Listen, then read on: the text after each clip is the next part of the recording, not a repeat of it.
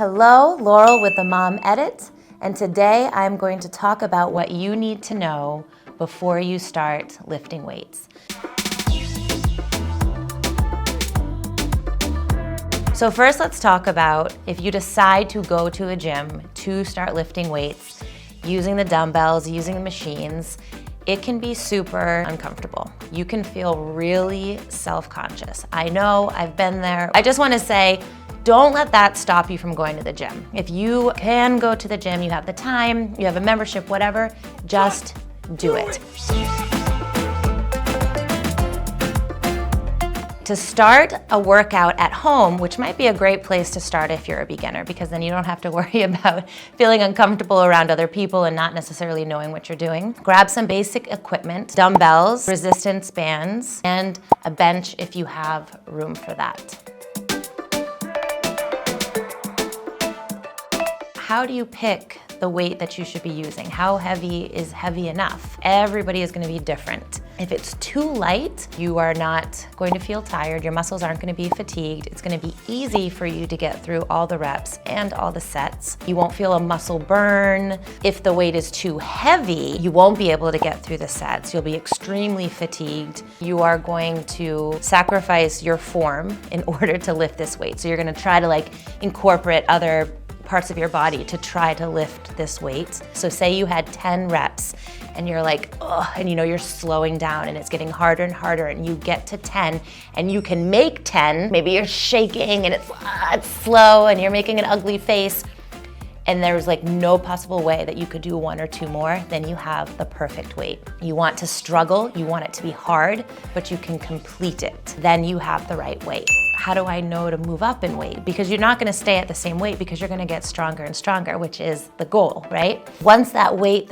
you could just get to your certain amount of reps and that was it, soon it's gonna start getting easier and easier, and you're not gonna be struggling on that last one, and you're gonna be able to do a few more. When you get to that point, then I would up it, and you can just go 5 more. How often will this happen? Sometimes for people, they can go up each week, but it might be 2 weeks, and then you can move up.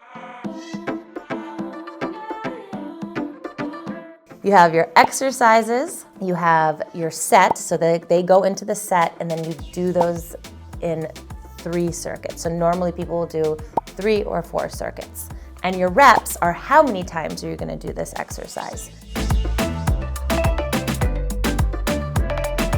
So for an example, with the 4-week beginner series that we have, the way that we have it set out is we're doing an upper body and a lower body. How often that you would want to do these, I personally suggest at least 4 times a week you should be working out. If you're doing 4 times, do 2 upper body, 2 lower body. If you decide to go for 5, I would say 3 lower body, 2 upper body. Make sure that you're either alternating, so you could go upper body, lower body, rest day, or if you're feeling very sore, don't push yourself, allow your body to rest. You could, upper body rest, lower body rest, whatever works for your schedule and what feels good. Burnout is real. Do not burn yourself out, because that's just another thing that will make you be like, oh, screw this, I don't want to do this, it's too hard, it's not good for me. Take care of yourself and do what's best for you and listen to your body.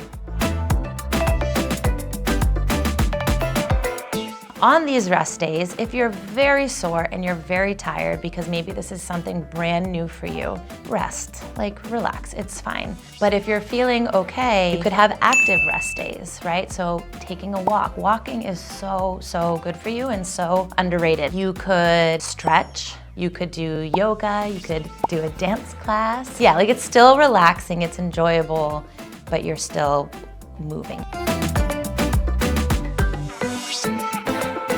Something that is super important to me is form and technique.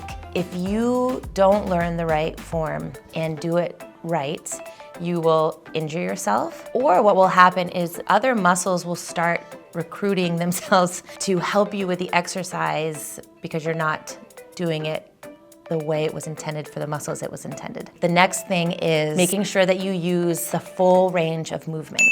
So if you have a bicep curl, you're extending your arm and you're bringing it all the way up. and you're extending. So having these kind of half, like maybe it's too hard and the weight is too heavy, that's a, you know.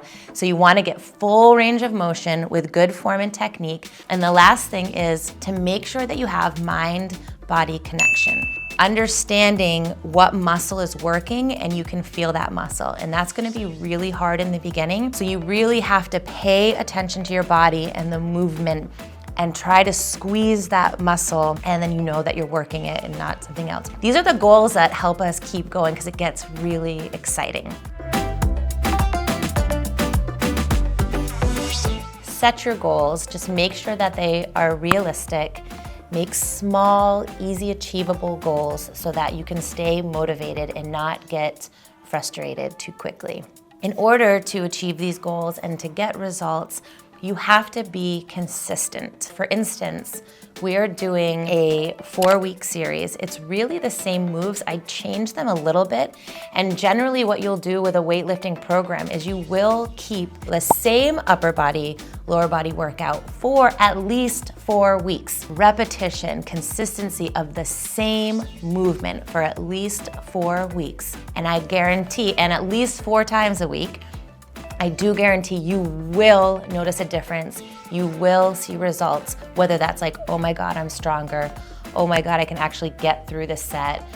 I've gone up in weight, or start feeling muscles, having a mind-body connection. You will see that within like 8 weeks if you stay consistent every week, 4 days out of the week. So, in order to get through all these workouts 4 times a week for 4, 6, 8 weeks, you have to fuel yourself, okay? You can't expect your body to do this amount of work without anything to fuel itself. I always use the example of like, can you drive your car if you don't put gas in it? For moms that are taking so care of their kids and making sure they're fed before their soccer practices or their meets, team meets and stuff, like, would you just send your kid out the door without giving them breakfast? Like, no. So why can't we do the same for ourselves? If we're gonna be doing something that requires our body to work hard, we have to give it the fuel to do so. Wear something obviously that you are comfortable in, that you can move in. I personally like to wear something where I can see my body so that while I'm watching myself, I can see that I am in the correct form. And as far as shoes, you don't want to wear like a running shoe that has a lift in the heel. You want to try to wear a flat shoe, and I think they have weightlifting shoes out there, but a lot of people wear Converses. I wear my Fuegos, my dance shoes, because they're flat. Some people even lift in socks. Whatever is the most comfortable for you, do that. Along that line, if you have an injury or you should be wearing a knee brace or a wrist or elbow, please do that. If you have any questions that I didn't talk about today, please leave them below so that we can make sure that we address them, because if you have the question, I'm sure other people have the same question. I hope you will join me in our workout series. Keep on following, let's go, subscribe, and I will see you in the next video.